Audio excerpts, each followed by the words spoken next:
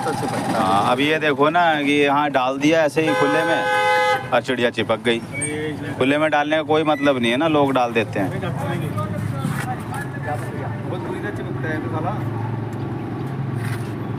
तिखा ही है ये तो, आगे से तिखा ही बहुत है। ऐसे नहीं होएगा। या तो वो ले आओ तिखे वाला, बाहर निकाल लो इसे, चूहा भी है इसकी। क्या कर दिया डॉक्टर जी? उठा ले इसे। तो